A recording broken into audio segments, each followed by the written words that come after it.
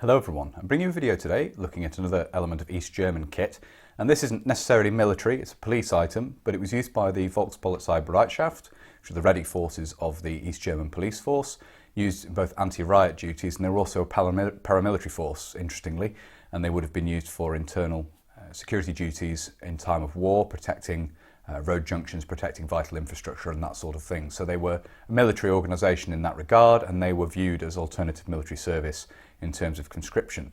So you could be a conscript to the Volkspolizei. These helmets weren't exclusively used by the Volkspolizei, they were also used by the Volkspolizei more generally when required for anti-riot duties, but obviously the Volkspolizei were the main sort of force intended for anti-riot duties in East Germany. So that's the force that these were most closely associated with. Without further ado, we'll get into the main part of the video now and have a look at this helmet in a bit more detail. So here it is. It's quite an interesting bit of kit. I'm interested in anti-riot equipment for various reasons, one of which is my interest in the Troubles in Northern Ireland and obviously the British Army's anti-riot kit, and to some degree the Royal Ulster Constabulary anti-riot equipment that was used at the time as well. And it's always interesting to see how other countries take on different designs and solve different problems, and that's certainly true of this Riot helmet. There are various features of this which are quite interesting. So starting with the external details, you can see the various rivets and so forth for the liner here. You have snaps or press studs at the back here for attaching the neck or nape protector, which you have here, and we'll talk more about that in just a minute. The front of the helmet here has a rubber bump pad for the visor. You can see that's riveted in place with a metal strip running down the centre there. You have more rivets around the edge here for attaching the liner.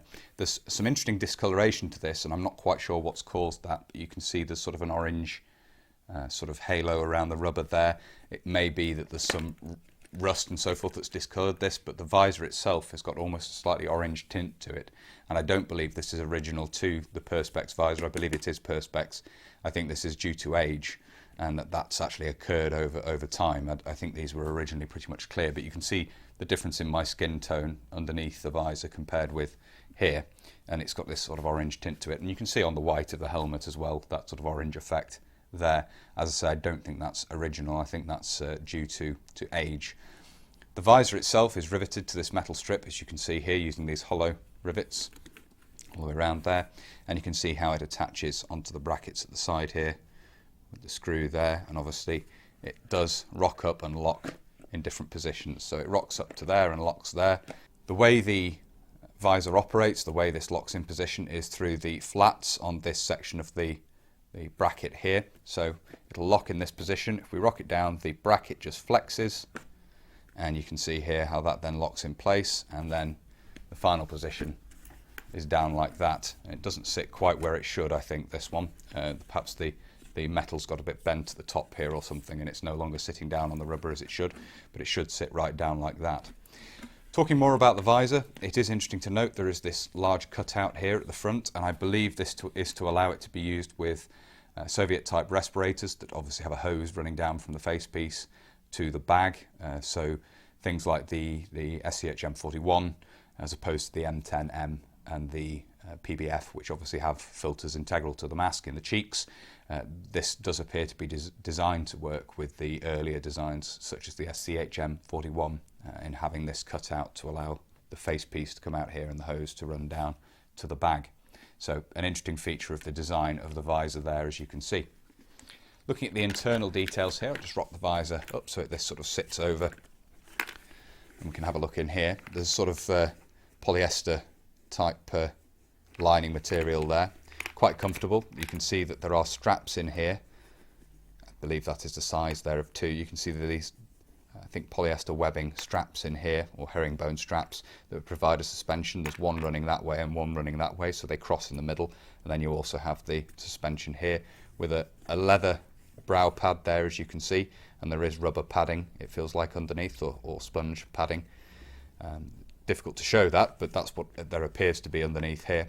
And then you obviously have padded leather cushioning around the back of the head here, and where the chin strap comes down, and the inside face of this is covered in the same sort of material as the suspension is made from, as you can see in there. The strap is of quite thin leather. You can see there, it's pretty thin, fairly flimsy, but it does come with this nice leather chin cup, which is comfortable to wear from the time I've spent trying this on, and that sort of forms around the chin there, so it would come around like that and cup underneath the chin. You have the holes here for a bit of ventilation there. Probably more comfortable to wear this than it would be wearing a plastic chin cup. Obviously, in terms of sweat and so forth, the leather would be better if you were wearing this for a long period. So obviously the chin, as you're wearing this, sits down in that chin cup like that. And then the buckle on this side is a very simple affair. It's a cam buckle, so you simply slot the strap through underneath here. Stop this rocking round. Slot the strap through there, and then once it's tight, you just rock the buckle into place and it grips. So very simple cam buckle there, as you can see. The final thing to talk about is the nape protector. Now this feels like it's actually made of a pleather rather than real leather. This, the actual lining of the helmet here, and certainly the chin strap, it's possible this is also a pleather material actually, the outer face of this padded area around the neck here. The chin strap is real leather, however, as is the brow pad. I think this is pleather, the neck protector here. This attaches in using press stud here, press stud to the rear on this little flap, and a press stud on this side, and we can remove this to have a look at. Just unsnap these if I can. Some of them are stiffer than others. That one there is a little stiff. I'll just pull this out here and try and get a better bearing on it. There we go. That's the way to do it. And you can see here, it's quite stiff, but has padded sections in each of these stitch sections here, so it can conform to the back of the neck and would provide quite good protection from blunt force on the back of the neck. And obviously you can see here how it attaches into the back. You've got that snap or press stud in the middle there, and then one on each side there and there, and this simply snaps into place. So as I say, definitely up to the job, I would say, in terms of providing adequate protection. And these are quite an iconic bit of kit. You see them obviously with the Volkspolizei Bereitschaft, at the very end of the existence of the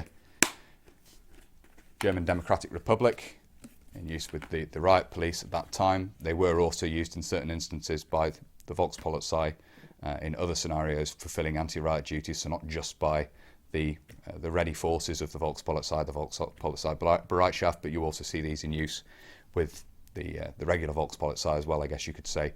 There are various different forms of police in East Germany that perform different duties, and obviously in certain instances police forces other than the Volkspolizei Bereitschaft would have to undertake anti-riot duties, and these were used by them at that time as well. So a general issue police anti-riot helmet for conducting anti-riot duties basically, but most closely associated with the Volkspolizei Bereitschaft, of course. So hopefully it's been interesting looking at this. I'm very pleased to have one of these in the collection.